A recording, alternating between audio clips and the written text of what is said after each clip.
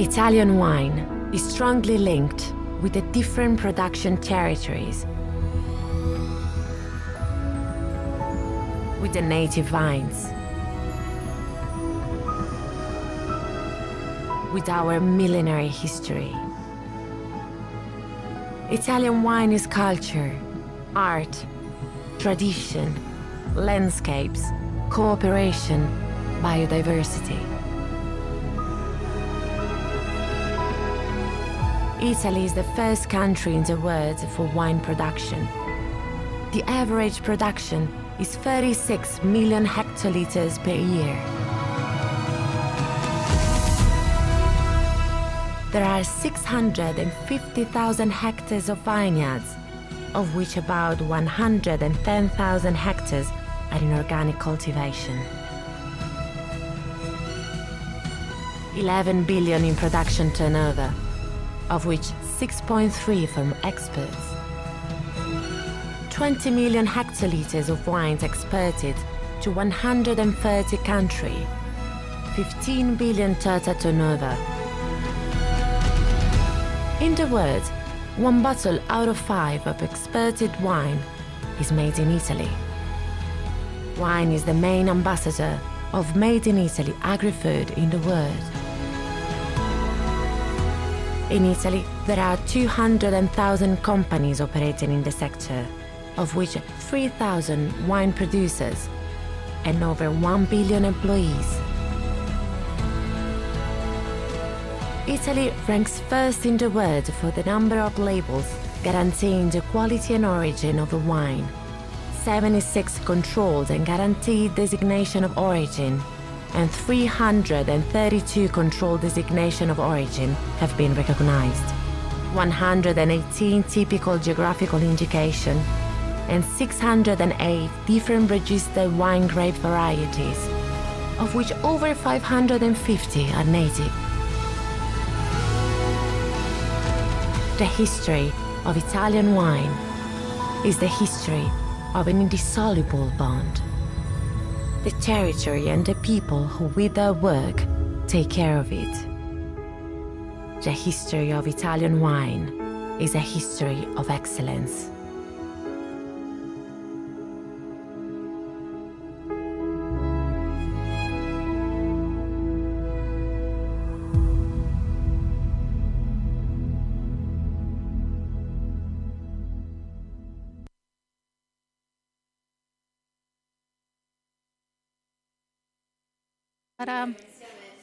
Welcome, I'm pleased to meet you. Today we'll share together this tasting and we will travel to some of the most important Italian winemaking districts and where some of the most important indigenous varieties are grown. We'll have some winemakers here who will help us understand their wines. I always say that the best way to understand the wine is to talk to winemakers and who are in the vineyards, who are in the cellars, because making wine is tiring, and therefore having winemakers tell us about their story and their wines makes us understand not just the sensory features of wine, but their stories and their passions. Let's start from one of the denominations that has made us famous across the world, Prosecco. Here we are in Veneto, and the first wine we're about to taste is a Prosecco DOC. We are in the area of Treviso, so outside the DOCG, but within the DOC. Appellation.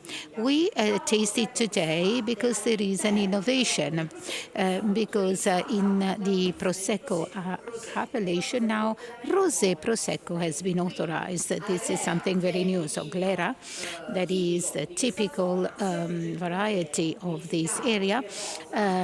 We have Pinot Noir, vinified in pink or vinified in red with very short maceration to add this nice pink color.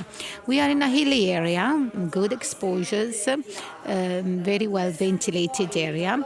So despite we are outside the DOC, in any case, the Treviso area is one of the most ancient We are now traveled to the Antonio Fachin winery. They have been in this business forever and since 1870. And they recently obtained the EPA, which is a sustainable quality certification. And so they are not yet organic, but that's the same idea. So try to minimize the use of fertilizers and chemicals in the vineyards and in the cellar to give some more spontaneity to the product and naturality to the product. And the wine we are going to taste today is Glera. Glera is what was called Uva Prosecco in the past, and then the name was changed because in 2009 they extended the appellation. Conegliano Valdobbiadene in 2009 becomes a DOCG. These wines start to become very popular across the world. So the idea is that you can call a wine with the name of the variety I used to make it. So if my grapes are called the Prosecco, then I'm in Italy or in Australia or anywhere else, I can call it Prosecco. And so a way to protect the brand was needed. And so what was the strategy adopted? So I can call my wine with the name of the grape, but I cannot give a geographical reference unless I am physically a winemaker in the appellation area. And so why does this appellation also extend it to Friuli? Because in the area of Carso, there is a small municipality called Prosecco. And so including the municipality of Prosecco made it possible to be able to call this Prosecco because there is a geographical indication and the name has taken back the very, very ancient name, Glera.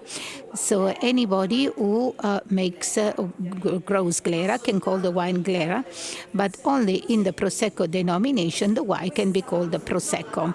So this was the tactic, the strategy to protect this brand that was kind of going out of control across the world.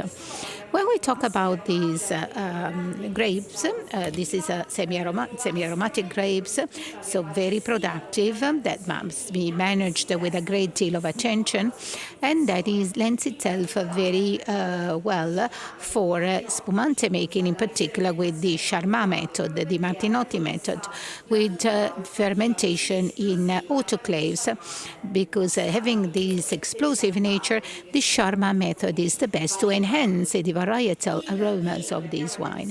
The wine we're about to taste is 87% Glera and 13% Pinot Noir. So to add this pink note, then Charmat, 60 days of vinification, only stainless steel, and it's not to be kept for a long time. So you have to drink in and appreciate it in the short term. So let's see what we have in our goblet. So we have a very elegant color, very ancient pink. The pearls, the perlage is nice, fine, active, and persistent. And on the nose, it's fun to see that the Glera grapes go very well, get along very well with Pinot Noir grapes. So we have sage, pear, apple, typical of Glera, floral notes and fruity notes, but also simplicity. And on the other side, we have Pinot Nero. And so we have also some red fruits, some herbaceous notes of freshly cut grass. And it's not an incredibly complex nose, but very straightforward and clean. So let's try to taste it together.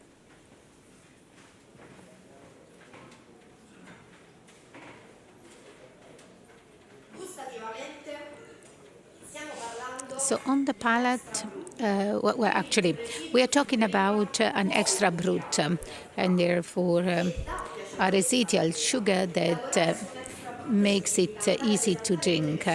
And an extra brut enhances the sapidity and acidity of the wine. And Glera has already good acidity and is supported by the acidity of Pinot Noir. So we have these nice and smooth bubbles with the intensity of Glera and the more lingering notes of Pinot Nero. Of course, this is not a wine that you can have with a steak. For pairings, we can have an aperitif, first of all, with the typical snacks and bites, and maybe with a fish starter, maybe an octopus salad, octopus and potato salad. Certainly, it could be one of those wines for a meal, and then we for the initial dishes. Then the second wine today is from a very special land, Oltrepo. And Gianni Brera designed it that this province has the shape of a bunch, and actually it has the shape of a bunch. We are in southwest Lombardy. Yeah, and this is a pretty lucky area because from the north it's protected from the winds, but the sea breeze from Liguria managed to get to these vineyards. So with a sort of air conditioning with this air coming from the sea, despite it's not overlooking the sea. The soils are very diverse, also because the area goes from the plain up to the high hills. And therefore, in the flatland, we have more clay, and the more we go high up, we have more limestone, we have rocks. And so production is also very diverse because the terroir makes it possible to work with different approaches. And Oltrepo Pavese is the homeland to Pinot Noir, Pinot Nero, because when we talk about Pinot Nero, we talk about Oltrepo Pavese and Alto Adige. These are the most Pinot Noir worthy areas. But since Pinot Noir is an interpreter of the territory where it is, it gives quite different results. We are going to taste a spumante made from the largest farming cooperative, 4 million bottles all in all. This is a quite high number. In spite of this, they work pretty well because they have an internal rule book which is very complex as to hand harvesting, yields, and quality standards to comply with. So that's why they can work as a cooperative, but also with a more very detailed approach. So we are going to taste a Pinot Noir because if you're fond of wine, well, Pinot Noir is always making your heart race because Pinot Noir is both the genetic and spiritual father of many other varieties, Pinot Blanc, Pinot Gris, Chardonnay. Chardonnay is like the nephew of Pinot Noir, so it's a key variety across the world. Certainly, its area of election is Burgundy, but in Italy we have a very interesting way to, very interesting expressions of Pinot Noir in the two areas where it is grown, Oltrepo Pavese and Alto Adige. It's not easy to grow Pinot Nero because the skin is very, very thin, and so the risk of molds and pests and insects can be quite common, and it requires a lot of light but not too much sun. Actually, the sun may spoil the thin the skin of these grapes, and then it takes wind so as to ventilate the bunch and avoid molds. those who work it has to, work hard to have high quality. And the wine we are going to taste today is 100% Pinot Nero, metodo champenoise, so metodo classico. And the appellation, or the OCG, is very closely connected with metodo classico, and very often Pinot Noir is made, let's say, 100% Pinot Noir. 36 months on the yeast, and we are going to taste 2016. And these had the time to mature and age, and so this is a vintage wine. I know that normally we should first taste rosé, but when there is a charmat that is a little simpler, so putting more complex champenoise method was unjust towards Prosecco that would look too slender. And you will realize that despite we make a step backward with the white wine, we are not covering the wine we have in the goblets. Here we see the pearly, the perlage, the thin, fine perlage that seems to dissolve in wine. And this speaks to bottle fermentation done with care and attention.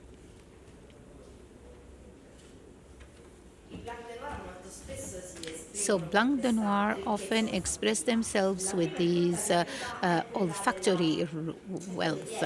So the first thing we perceive is this the yeasts. Of course, in Metodo Classico, the wine has a very close relationship with yeasts, and of course there are the footprints.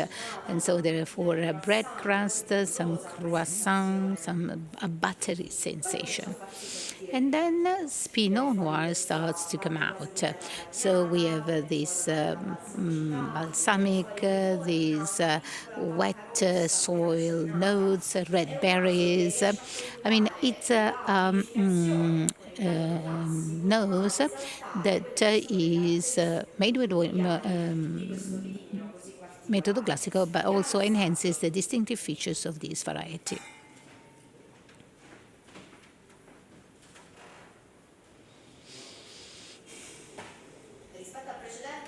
So compared to the previous one, of course, this is more structured, more full-bodied, more persistent too. Because here we have acidity, but it's very much related also on sapidity. So it comes almost at the end, but this savory sensation certainly makes it more lingering. And then we have these small red fruit, and above all this pleasant perlage, this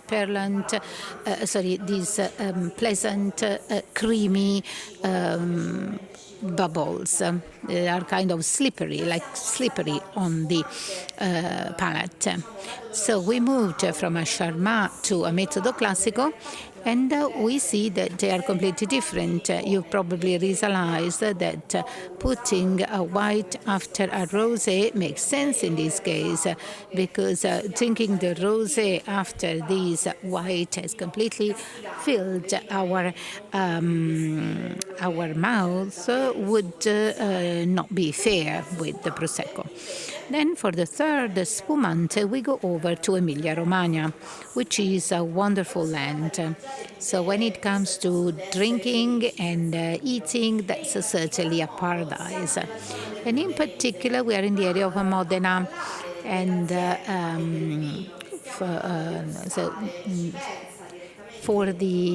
have the winemaker, and we should have the winery 2020 connected with us. Here we are. Procedo? Vado? Allora, io mi presento, sono Chiara. My name is Chiara, and I'm part of the 2020 team. We are a young company. Actually, 2020 is the year when we started, so last year. we are a conduzione familiare family e nata winery, insomma dal sogno and della that famiglia Razzaboni e ci troviamo that in comes from the provincia di dreams of Modena. Famiglia Provincia di Razzaboni, Modena, and we come are in the già province of detto, Modena. insomma, è una And the terra province of ricca Modena di is a prodotti territory eccellenti full of excellent enogastronomiche. Ci food and troviamo wine a products. Medolla, We are siamo in una delle più ultime Medolla. We cantine are one confine of the con last Lombardia, nel wineries at nord, the noi border with Lombardy. ci concentriamo sulla produzione del Lambrusco. And we make Troviamo in Lambrusco. cantina vitigni autoctoni And che we have hanno un indigenous Lambrusco che hanno di varieties. Santa So we Croce have e di Lambrusco Lambrusco Salamino di Sorbara, Santa così Croce and come il Lambrusco Sorbara, Pignoletto. and also Pignoletto. Noi siamo, come dicevo As prima, I was saying, we davvero are produzione a familiare family-owned nata dal sogno della winery, famiglia Razzaboni e siamo resulting from a certificati dream biologici from dal Famiglia 2019. I Razzaboni, and nostri we are vitigni sono organic. stati piantati nel We've been organic 2016 since una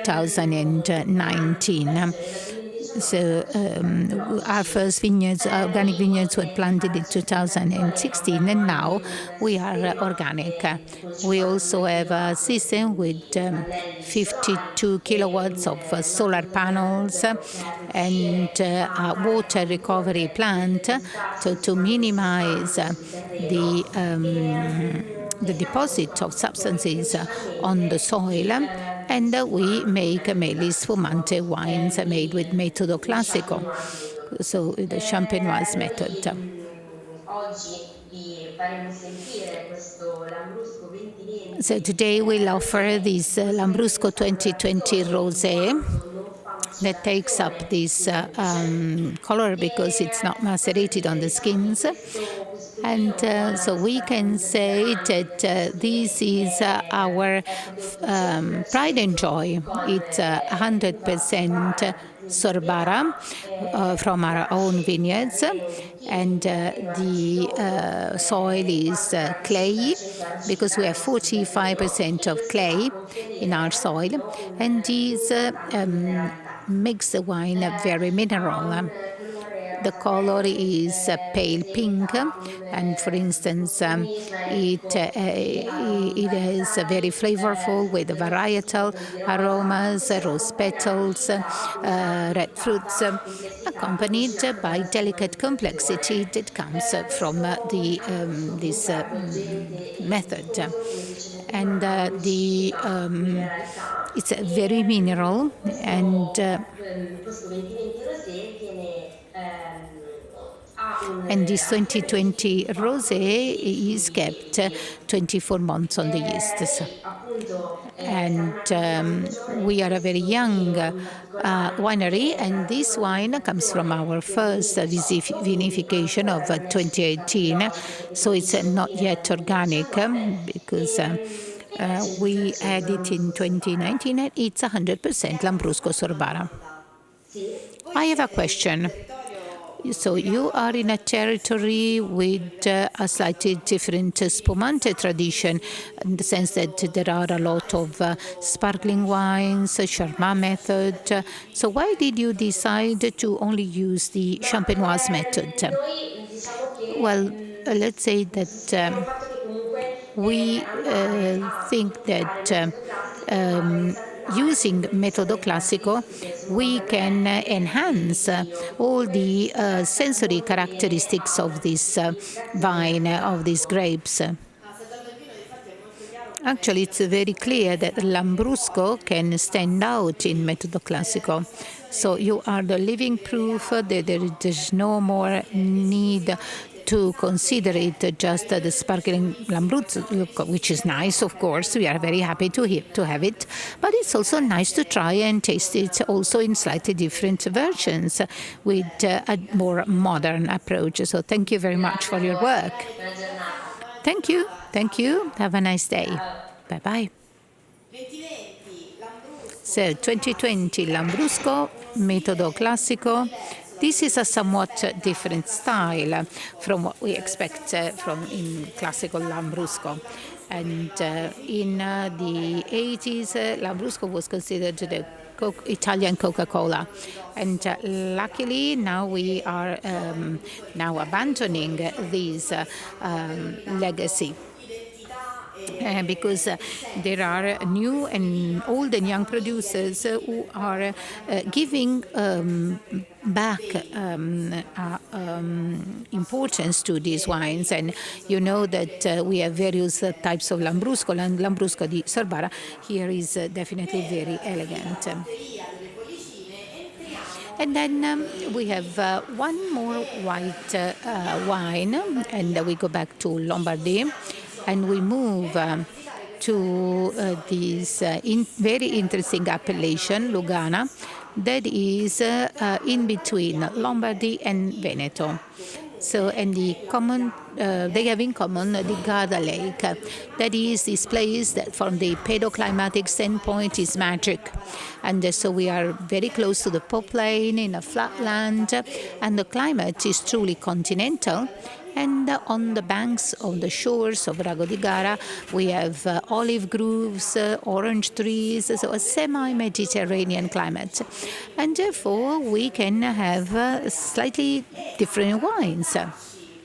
And Perla del Garda is represented here with the producer, so that her words will be much more clear. Thank you. Good morning, everybody. It's a great pleasure to participate in this tasting thanks to Coldiretti. We are a farm. And we are a family farm founded by me and my brother. We have been in the farming business for many years, but we used to sell grapes and didn't make wine. But given the quality of our grapes on the hills south of Lake Garda, we decided at the beginning of the year 2000 to make a new, have a new project, a new winery based on gravity. So we tried to, and the variety is Turbiana or Trebbiano di Lugana. And as Sarah said, Lugana is a wine that at the moment is popular, appreciated, mainly in its young version, like the one you are tasting 2020. Then a wine that is very easy drinking, and also thanks to the soil that in our case has more limestone with a lot of rocks, and therefore it's a sapid mineral and refreshing with the acidity of the wine. And this is an indigenous typical variety, which genetically almost coincident with Verdicchio. And therefore, our consortium decided to call Turbiana this specific type of Trebbiano. So in the large family of Trebbiano, we have Turbiana or Trebbiano di Lugana. This is 100% indigenous variety with no blend with other white grapes, and it's only kept in stainless steel. There's no oak, there's no wood, and you may perceive on the nose. They ask me if it's kept in oak, but actually it's a varietal aroma. So when the wine is kept on the yeast for a few months, so we do batonnage of fine lees that deposit in our stainless steel vat, but we don't have barriques. And so we have this almondy note, nutty note that is very nice. So we try not to hide, but we try, of course, to have the best expression. And also it's organic wine, because we started this. So at the beginning I had I was a bit reluctant, but then we started this conversion. Because we have different levels of qualities year after year. Now, 4 wines out of 12 are organic. This is called Bio 2020, and I hope you appreciate it.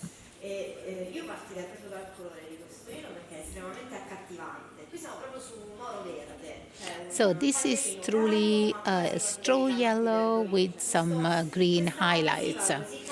So this color already tells me about the aromas, and especially the lightness of the luminosity of this goblet makes us already expect acidity. The nose is explosive, rich, flavorful. We have, first of all, a floral note of jasmine, of wisteria a lot, and also the balsamic note, which is more mint and menthol. And then this spiciness of white pepper that makes us think there's oak. But actually, it's so we have this spicy note that is so these.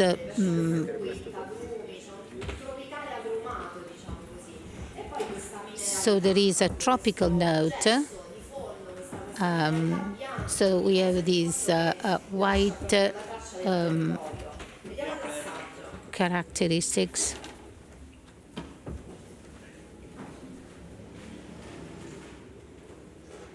Sentite come questo vino riesce a giocare su un bel balance. Che da una parte nell'immediato il primo So there is a very nice balance. So the first of all, we have the glyceric component. We have the floral notes, the fruity notes, and then we get freshness that rebalances the sip. And at the end, we also have sapidity. So the minerality on the nose becomes the guiding thread that takes us until the finish with the balsamic, the fruity, the floral notes, and the spicy notes. And then, I think this is typical of Turbiana, this almondy finish, fresh almond, sweet almond that closes the sip, and so the mouth remains perfectly clean, and so this makes you want to have more. So it has a good structure, but at the same time is very pleasant and easy to drink.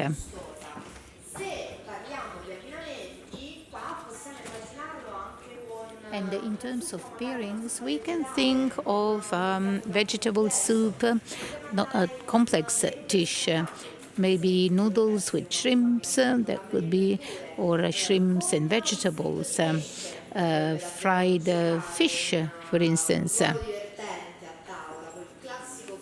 So with the typical mixed fish, that is a beautiful pairing. And now let's make a step forward, and we go south, and we go to Campania, and we go taste a falanghina. When we think of Campania, we think of Naples and the sea and the islands, but actually, in this case, we are in a totally different area. We are in the coldest part of Campania, so we are in the mountains. So when we talk about Sannio is a very ancient territory. So the Samnites were in this area, ancient area. And this is one of the most productive areas, the area of Beneventano, and is quite popular for the new approach to winemaking that the producers up there are adopting. We are going to taste L'Aguardiense. This was created in 1960 with 33 members. And the idea was to share the machinery. So they were actually sharing the equipment, and to have access to more advanced technology. And today we have a large number of members, and here too there is an interesting project. which is the Wine Research Team project. This is a project that is gaining ground in various cooperatives in various areas of Italy, and the leader is Riccardo Cottarella, that is one of the most important Italian enologists, and the goal is to make top quality wines without added sulfites.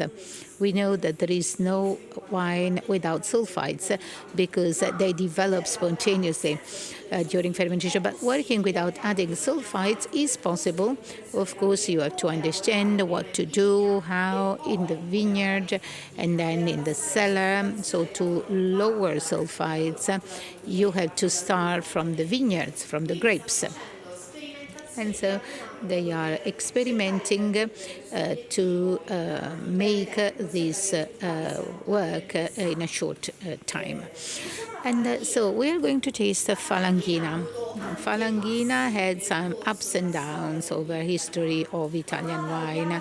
It was hated and loved, loved and hated. And it's a very interesting variety, actually. When we talk about Falanghina, we immediately think of Campi Flegrei, we think of the lunch overlooking the sea, but actually Falanghina is gaining back a lot of strength inland because the cold climate in the area of Canio makes some interesting characteristics stand out. Maybe it loses a little bit the marine features and the iodine, but certainly the acidity is great good. So the name comes from phalange, so the pole around which these grapes grew. And so when we talk about Falanghina, well, Falanghina adapts very easily. It gives good results also in fertile grounds when it's cold, when it's warm. And this is the reason why it was very much exploited due to its great adaptability. But in cold and dry climates, it gives the most interesting results. Falanghina production is on the increase because the request, also internationally, of Falanghina is growing a lot. And this is proof to the success of this variety. And the wine we're tasting is 100% Falanghina with a short cryomaceration of the skins on the mast at very low temperature, 20 days of fermentation in stainless steel at under controlled temperature, and then only stainless steel maceration. So to make the varietal aromas stand out with no oak. And again, this is not a wine to be kept for 10 years in the cellar, but it's a wine that you have to appreciate and taste immediately. Let's see what we have in our goblet. Well, the color is very nice and intense, and the consistency is very clear. And the nose is different from the classical Falanghina from the seaside. So the iodine, sea breeze component is not here. But of course, we are far from the sea. But there is another character in this wine, which is a bit more austere and a bit more jovial, and but very fascinating. So we have this mineral impact. But it's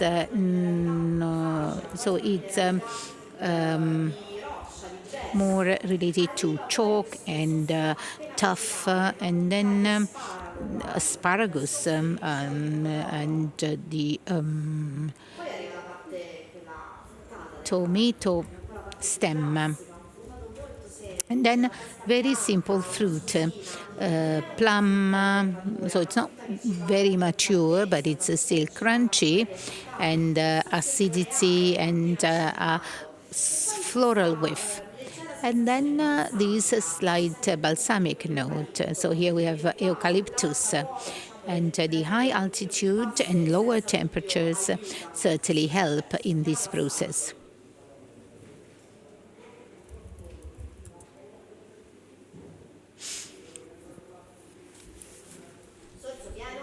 So a full mouth, full palate, and we have tropical fruits. Papaya, mango. On the nose, it was less evident. Then the citrusy aromas prevail also with these very pleasant acidity. And then as to the persistence in the finish, we have that herbaceous note that we also perceived on the nose that makes it very pleasant and closes very pleasantly the sip. And also, this wine has its juiciness, and it's a materic wine without being too heavy on the palate. So it's interesting to see that the varietal aromas of Falangina in a territory which is different from the usual one. So it's a nice combination between the variety and the terroir that stands out very well in these goblets. Let's now move again, and let's move to Abruzzo. And this is a region that made a huge step forward over the last 10 years. And here we are truly, they are truly finding a new winemaking identity. Today we're going to taste a Trebbiano. Trebbiano d'Abruzzo DOC is an appellation that covers the entire region, and this shows how important this is in terms of identity of the terroir. And we will taste from Talamonti, that is in Loreto Abruzino. We are in eastern Abruzzo, and they have a Strada del Vino, a wine road.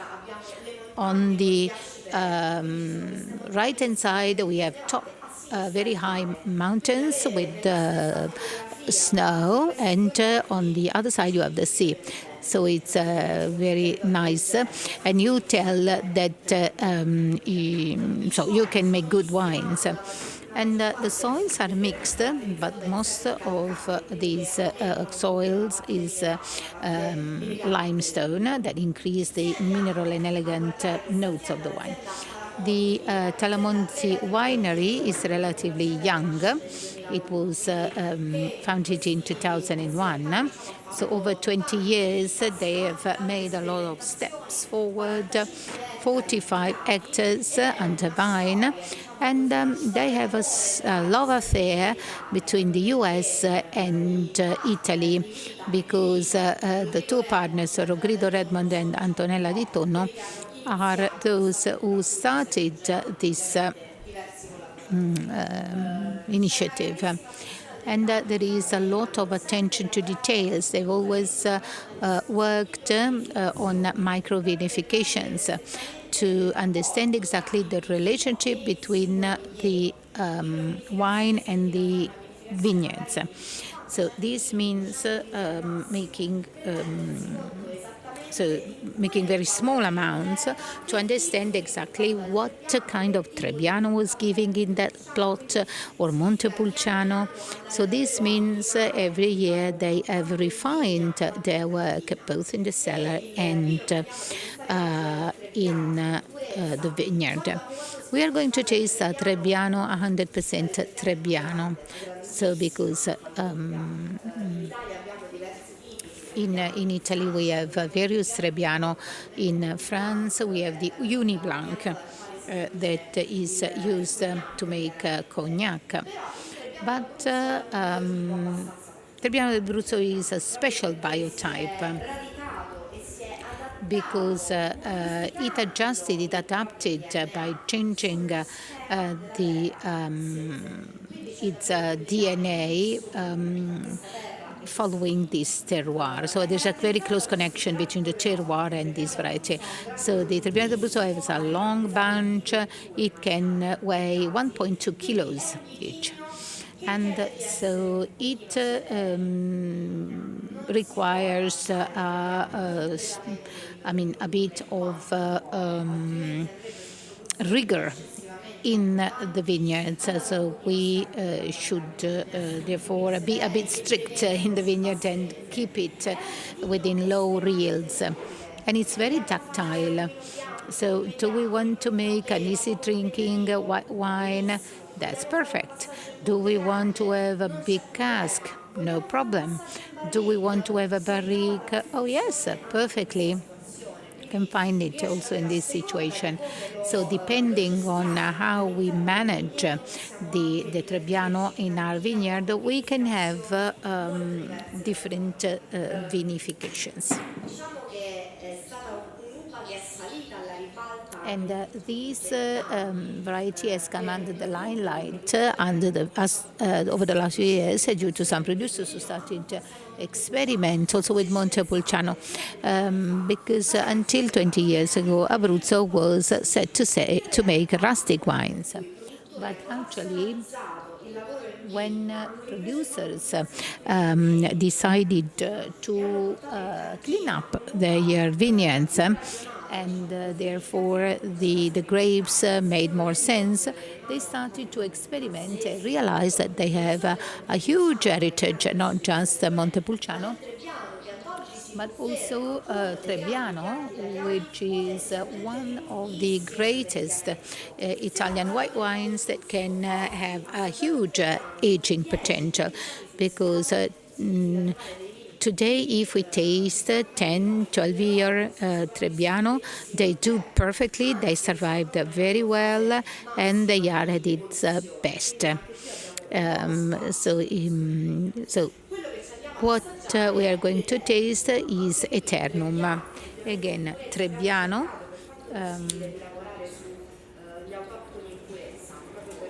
So we have tried to use on monovarietal wines 12 days of fermentation in stainless steel, and maturation or aging actually is 30% in barrique, so 7 months for 30% of the mass of a barrique, the rest just still.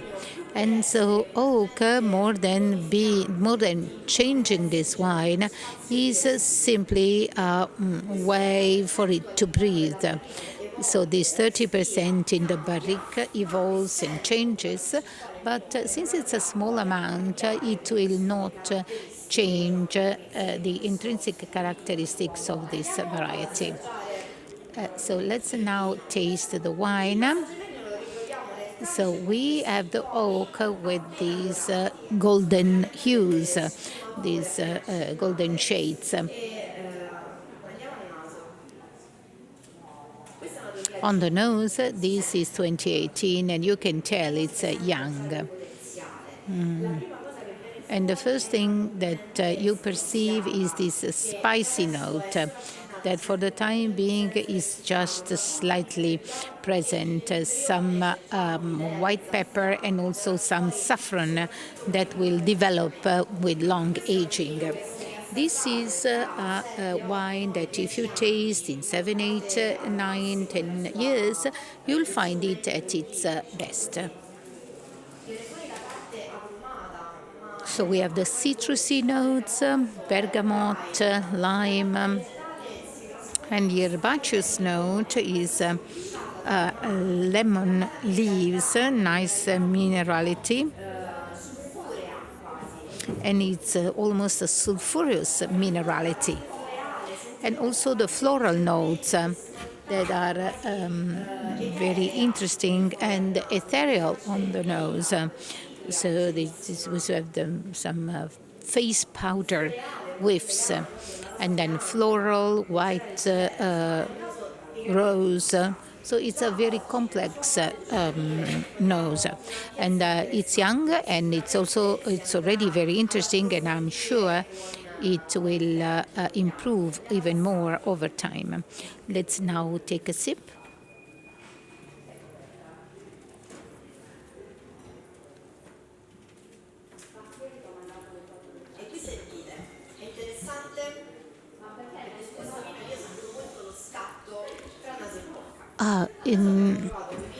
So on this wine,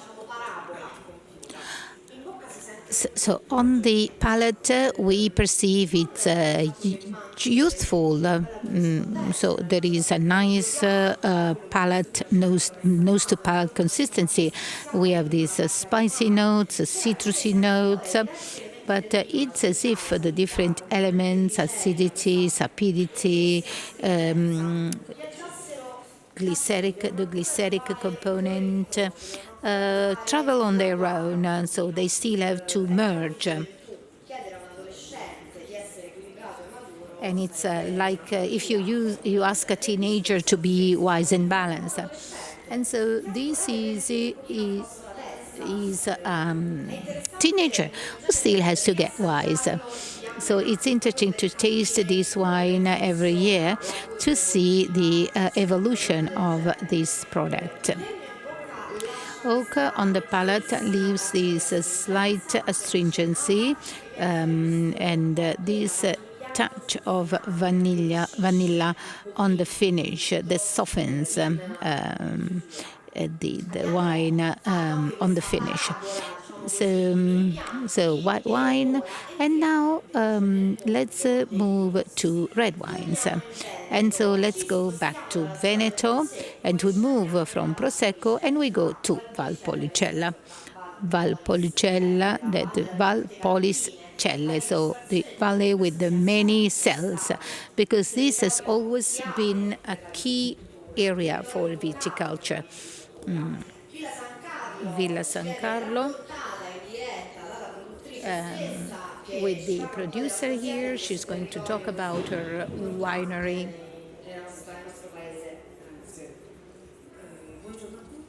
Good morning. My name is Cristina Pavesi, and I am responsible for, I'm the sales manager of my family winery.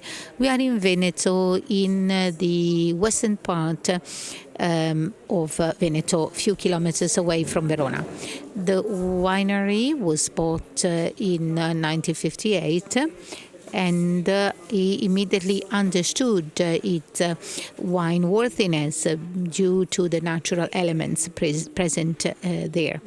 And 70 hectares, 22 under vines, and 10 olive trees, and then a large forest that gives a great biodiversity to this territory.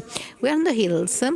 Let's say that the important elements that then make our wines distinctive are the exposure, southern exposure, south-southwest, and therefore nice fruit maturation, nice fruit ripening.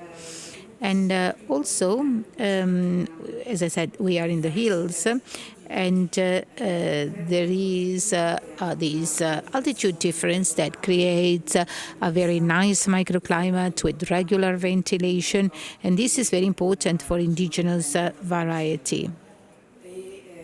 And that's very important for Valpolicella too.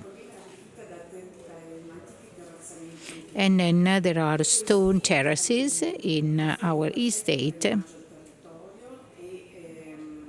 And this offers a very good drainage of the soil.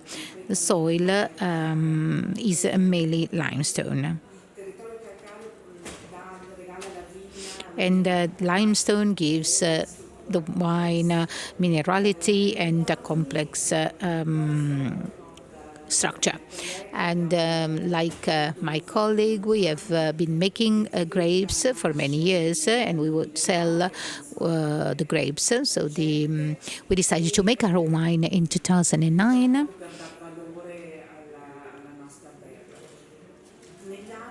Then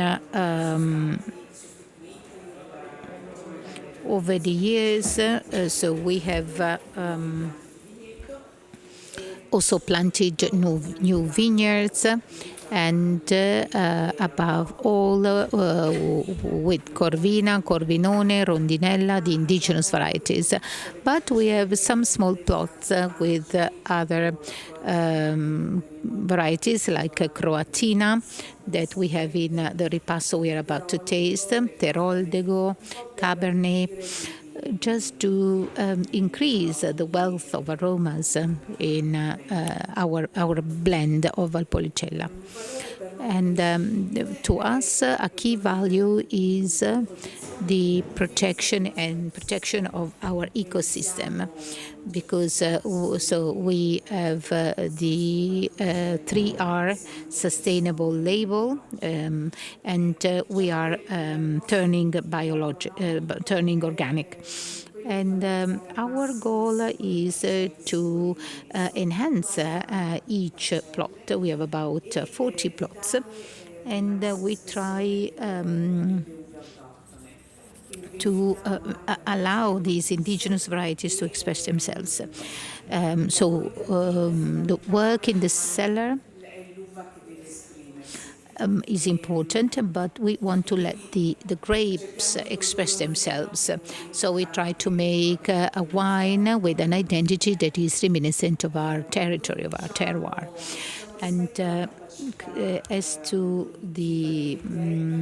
our 20 hectares, we decided to make a limited number of bottles, about 45,000 for the time being, to optimize grape selection, above all for Amarone. And we will taste the Valpolicella Ripasso 2017. And Ripasso, to me, is successful because it blends freshness of Valpolicella with the richness and complexity of Amarone. And it's a wine, so the production process starts in February, when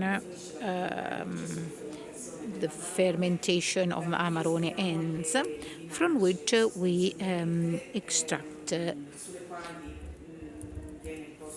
the pomace. And then we put Valpolicella onto it, that is vinified in October, made in October, kept in temperature-controlled vats. And so the sugars that haven't yet fermented in Amarone pomace trigger the second fermentation. And so this micro-fermentation gives the wine aromas, colors, intensity, polyphenols, and therefore the result is a complex wine that is not too alcoholic, not too much alcohol. And we keep it 1 year in large casks of French oak, medium toasted, and then bottle aging.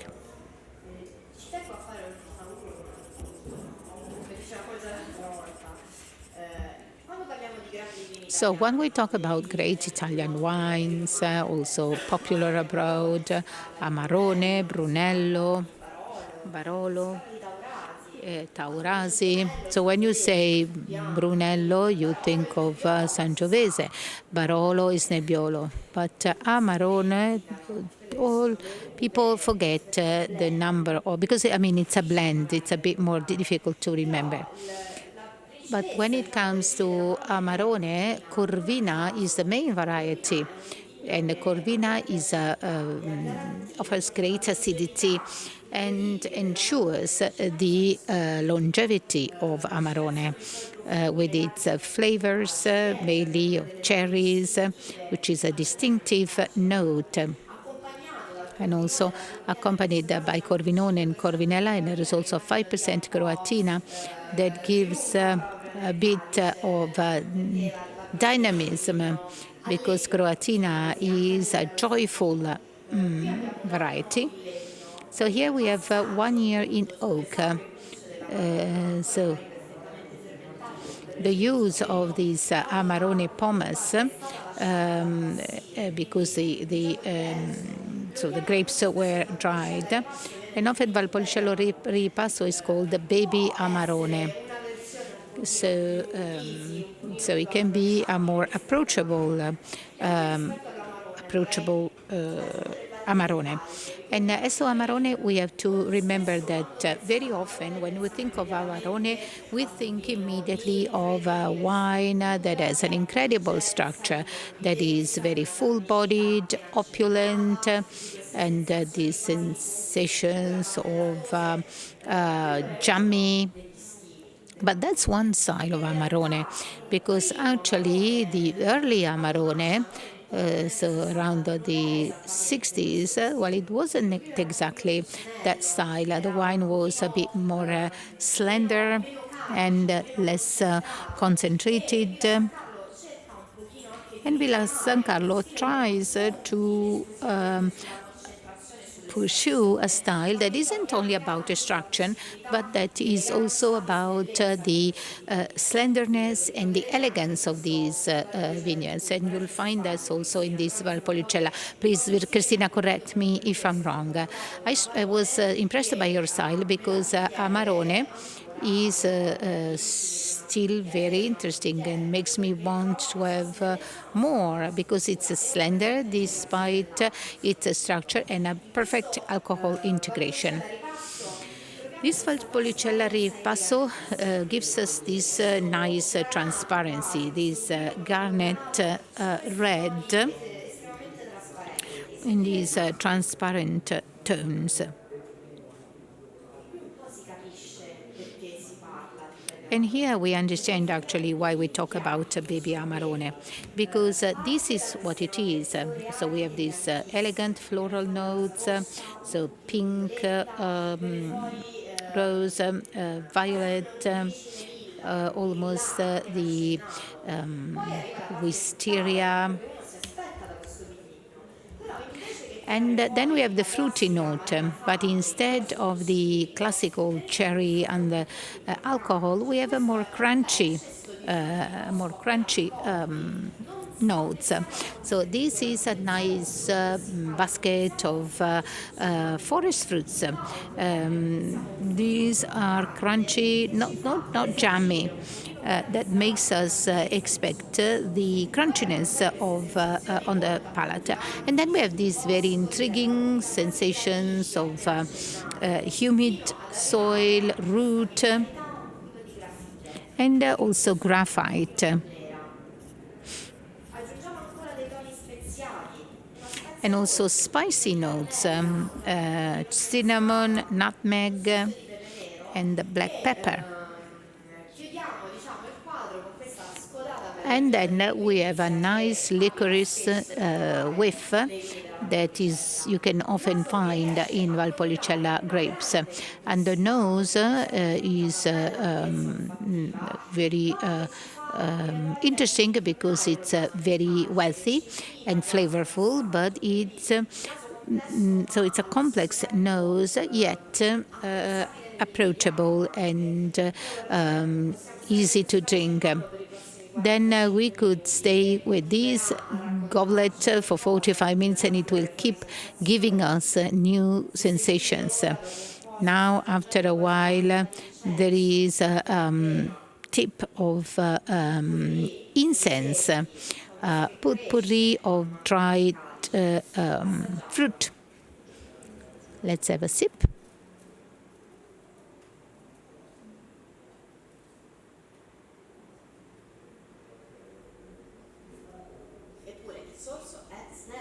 And in any case, on the palate, it's straightforward and slender.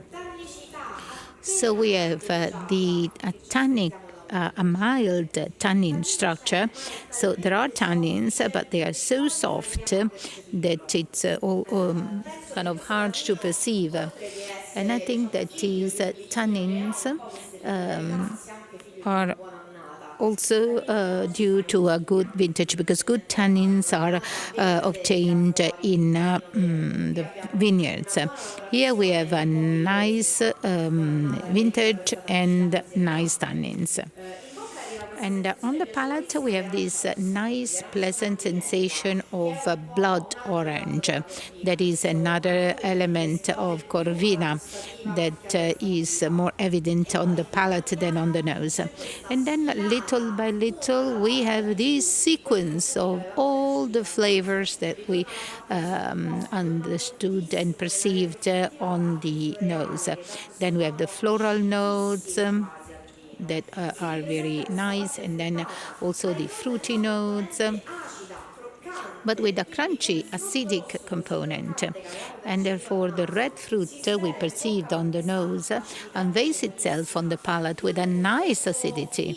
And then it finishes with this vein of red sapidity, irony.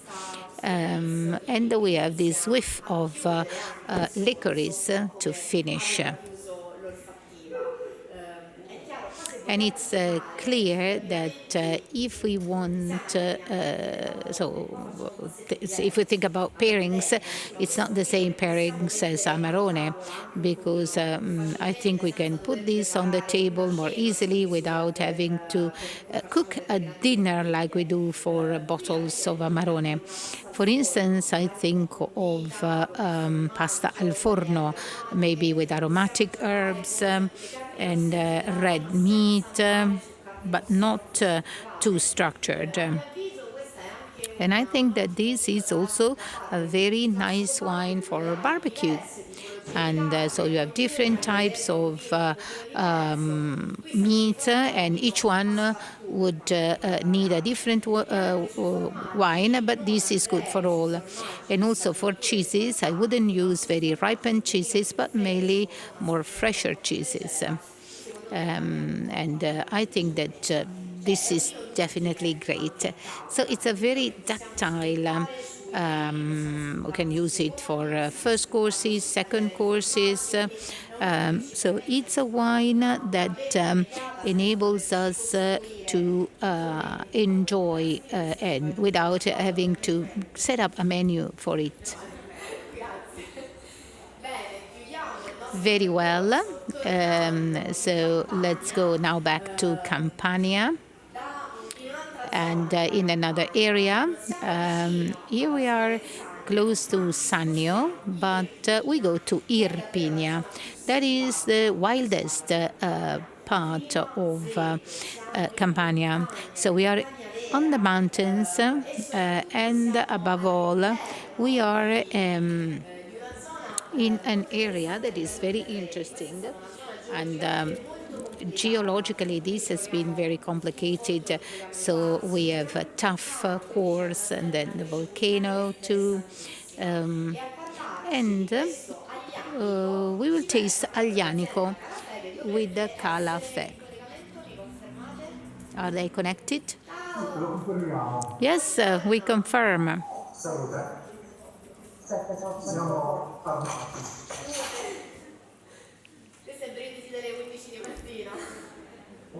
Dalle nostre parti è un classico. Prego, se volete raccontarci un pochino la vostra azienda, dove siete, come vi muovete, diciamo.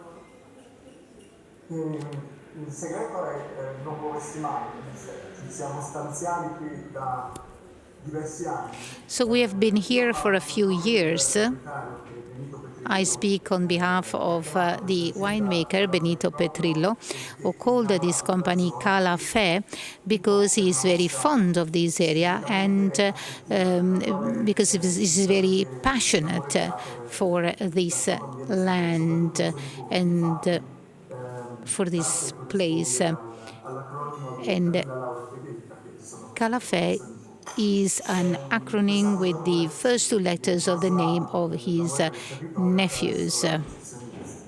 So that's why he bought this estate. It is about 450 meters above sea level, and it's a calcareous area with a lot of limestone, and it's west of Avellino in the OCG area, and it has some nice exposures and minerality in these soils that is hard to come by in other areas. And this has certainly played a key role for our product. Quelli che hanno un rapporto tra acidità e alcolicità tra i più forti. In generale questi anni la produzione si è evoluta. Over the years, this production has evolved significantly. with also with the help of the climate conditions. And when we organize tastings, we have to describe in details every vintage. Today we will be talking mainly about Aglianico. So if you wish to say something, I follow what you say. Well, first of all, I'd like to focus on what Aglianico is, because we are talking about a super important grape that is present all over Italy. But of course, there are some, for instance, the area of Taburno and Irpinia, and then Vulture. And so in all cases, the common point is this volcanic soil. So Aglianico likes this kind of soils.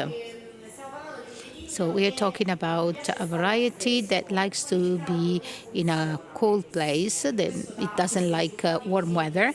So that's why it gives some interesting results. And we are talking about a wine that is hard to work with. Do you confirm? Yes. And our Aglianico is even more difficult to work, taking into account that Irpinia, compared with other areas, well, we can say that the temperature difference is higher. And so we can say it's the pride and joy of this territory. So if on the one hand it's hard to make, but on the other side it gives excellent results and very high quality. And actually Vulture generally gives Aglianico that are easier to drink and also more pleasant. Whereas Aglianico in our area is more rough and requires more time. Aglianico is a wine that asks for a lot of patience. And if we are in Irpinia, it takes even more patience.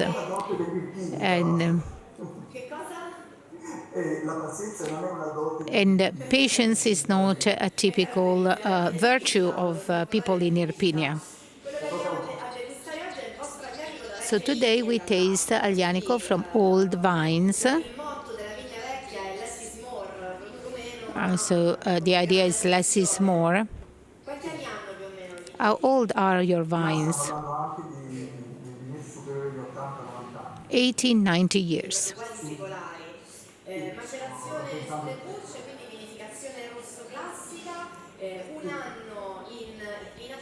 So 1 year in still and 6 months in the bottle. Yes, sometimes we increase the months in the bottle, and we just do a small clarification. But this doesn't affect the roughness of this wine that has to remain a characteristic. So let's taste it. Here I see the color I expect from Aglianico. This is 2019, so still pretty young. And we see that also visually in this ruby red with these purple highlights.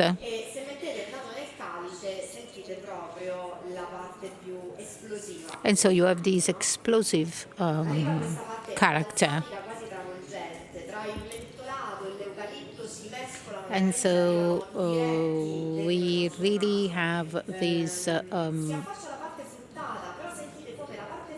but the fruity part is no longer the crunchiness of the fruits we saw before. So this is about blackberry and prunes and underbrush. And so this takes us to the underbrush. And then it has these mineral sensations related to the territory. ferroso, ma qua è davvero quasi lavagna, la So here we have graphite, and so very dark sensations. speziata, una speziatura intensa, pepe And so we nero, have black pepper, cardamom, arriva una parte quasi affumicata, che è un elemento abbastanza tipico and smoky notes that are typical of Aglianico. questa scodata interessantissima So, profumè. Arriva una parte and floreale also floral notes. e poi arriva la parte un pochino più animale, il cuoio, And then the more farmyardy elements. So it's a very varietal nose caratteristiche di questo that brings out the characteristic of this variety. Do you want to add something? Corrisponde più o meno a quanto noi stessi in generale mettiamo in evidenza. C'è una piccolissima componente, ma a volte è meno evidente quando il vino viene stappato con una certa velocità, che è una microscopica componente finata. There is also Determinati ganci che hanno nella corteccia l'alter ego ai frutti neri sopra descritti. a hint of quinine. In qualche maniera la fa da padrone il primo tipo di approccio e quindi quella componente invece chinata di cui parlavo. So we have this quinine approach that is often overpowered.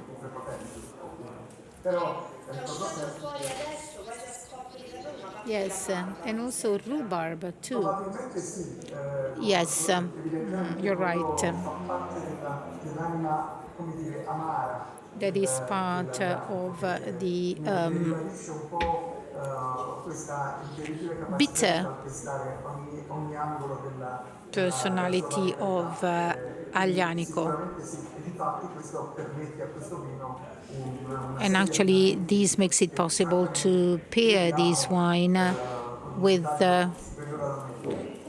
quite a large number of dishes. Because before you talked about first courses and second courses, but also some starters with a lot of fat. Okay, let's taste it.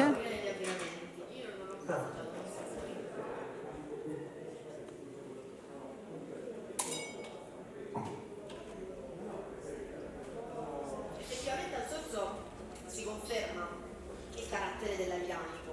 Actually, we have the character of Aglianico. Nonostante qui non ci sia uso del legno, So despite there is no oak, they are both well calibrated. You have a nice opulence. The alcohol is well integrated, so it doesn't disturb us.